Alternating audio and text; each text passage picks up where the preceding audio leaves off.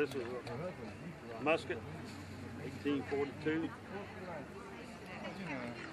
Made in Harper's Ferry, Virginia, 1851. 6.9 caliber smooth.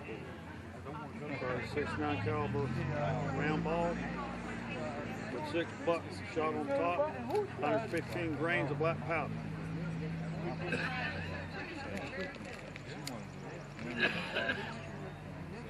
This is called a half-cock.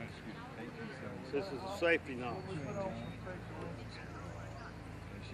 If you hit the hammer, it flies off a half-cock down on the cone here. It's called flying off the half-cock, which is not a good thing. All right, I'll demonstrate loading this particular firearm. Butt towards us, to reach in our cartridge box and retrieve a cartridge. The cartridge is paper, and you have to have 2 opposing teeth to tear the paper cartridge, at least 2. And we pour powder in, pat the cartridge down the bore. We'll take a rammer, ram the cartridge down to the barrel. We will retrieve our, we would install our rammer, put our little finger down, then we'll cock our hammer. We'll place a percussion cap on the nipple or prone.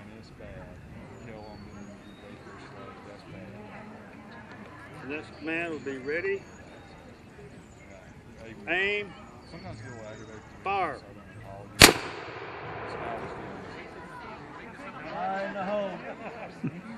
Okay, go ahead. This is the Joel McClendon cabin. Joel built this cabin about 1760. Joel's father and grandfather were Scottish immigrants that came over about the 1690s and settled in the northeastern part of North Carolina. There weren't many people in that area at that time, but they did a good job of settling and expanding. And he actually became a judge and a roads commissioner. At a later date, the Tuscarora Indians had left from the central and southern area of North Carolina and moved further north, which opened up this whole area here for settlement.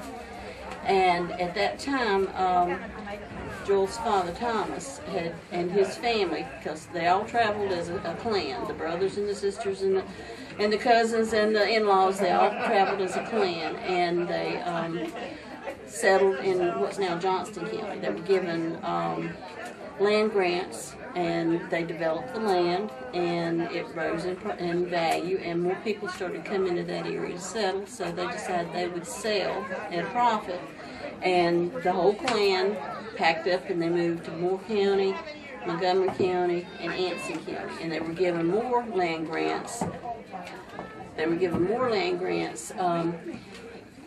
In this area. This area was not very well settled at that time. So this was probably Joel's first house. This was, we call it his starter home. And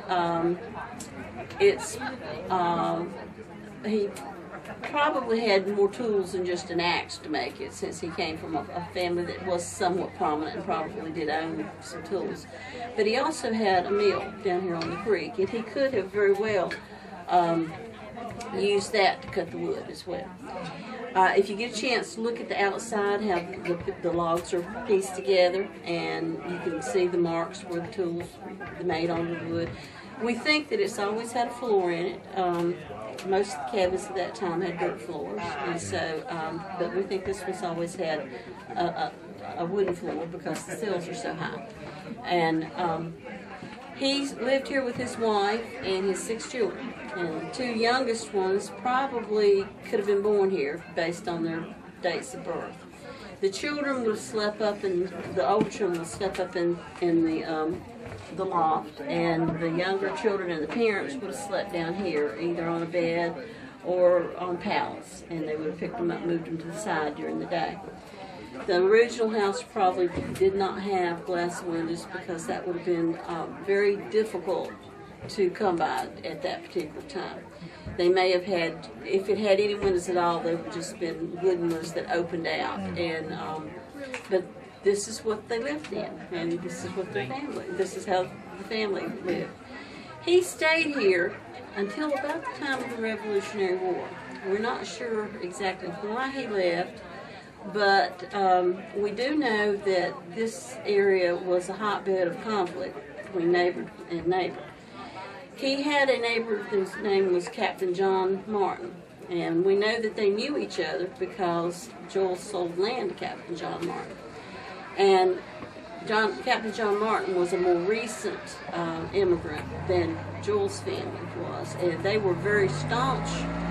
John Martin was a very staunch supporter of the king, and he went around to the homes of the Scots in this area and told the individuals that they the husbands needed to join his group, and even their sons, and some of them didn't take too kindly to that. So that could have been one of the reasons why he left. We just don't know why. Or it could have been that he felt more comfortable with the people over in Montgomery County. So he didn't sell the place. He kept it until about 1780s. And then he sold this section to a Scottish immigrant named Graham. Graham's daughter married a Bryant, and their son built the house next door about 1830. Until that time, this was the only house. And at that time, this became the kitchen to that house. This property stayed in the family, the Bryant Davis family, until about 1970.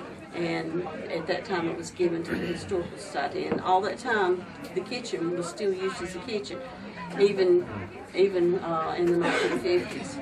So that and the fact that it stayed in the family and it would have dedicated use is probably the reason it's still here. That's awesome.